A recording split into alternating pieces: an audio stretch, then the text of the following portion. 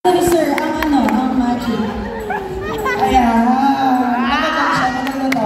May cards tayo dito. Wait lang. Mount out. Ayan.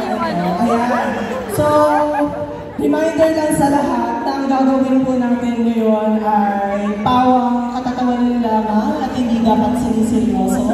Kung ano man po ang mabasa ko rito ay sadyang pero kapag nagtukma, ayan, hindi lang na namin kasalanan. Yun po ay inyong kapalaran. Sir, po ka po. Wala sa loob ni.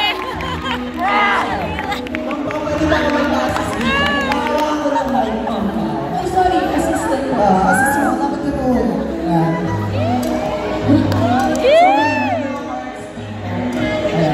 Bubunod ka lang ng tatlo. Nagsisobra ng tatlo. Ayan. Mahirap pala nasa harapan. Isa. Kasi ayun natin barkada nila.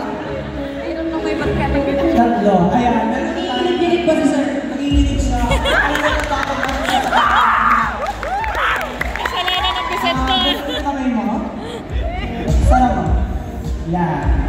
So, sir, remind ka lang namin na what resonates sa'yo. Pwede mo siyang i-claim, pwede hindi. Basta tatandaan mo lang na sa'yo ang kapalaran. Okay? Kagaya nga na sinasabi ni Sophie Prime, anong gagawin natin? Let's read it! Isa pa! Anong gagawin natin? Let's read it! Okay. Ano kaya itong cards mo, kuya?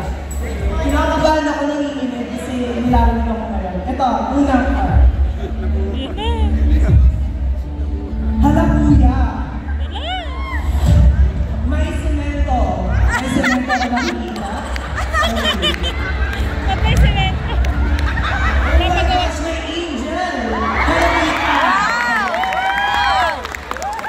And the next one is may heart.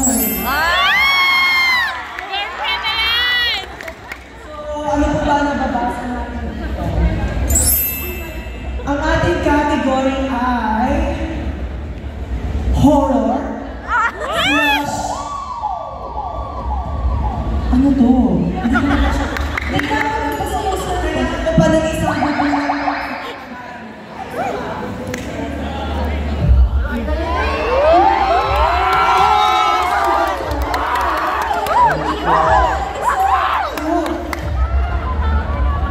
Baliktad na ba?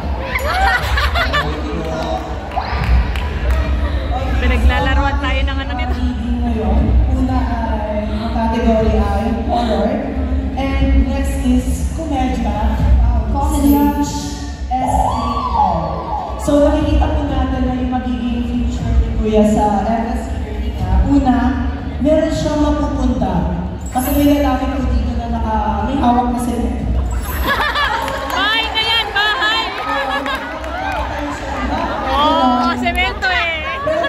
Anak ng contraction. Na card. Kasi meron angel, pero baliktad. Hindi siya ginagabayan. Kapag angel kasi magiging maganda yung episode. Kasi baliktad. So, ina-expect natin na kahit na meron siyang mapundar, ay merong dilubyo. Pero kasi, meron naman siyang makinig. Heart. Sir, sa estudyante, Sir. Meron siyang magiging makahanap na ka-love life. Kaya ko lang nasabi na kasi grabe ko yung huli. Masaya na nakabaliktad. Ibig sabihin heartbroken ka. Parang manandalian kasi yan. Kailangan mo mag-ingat, kuya. Kasi meron magpapatibok sa puso mo. Naiiwan ka rin. Ma-heartbroken ka. Isa pa, kuya. Dulot ka isa. Or final, daraw natin sa ito. Nanginginig pa eh. Ano? Makukulong.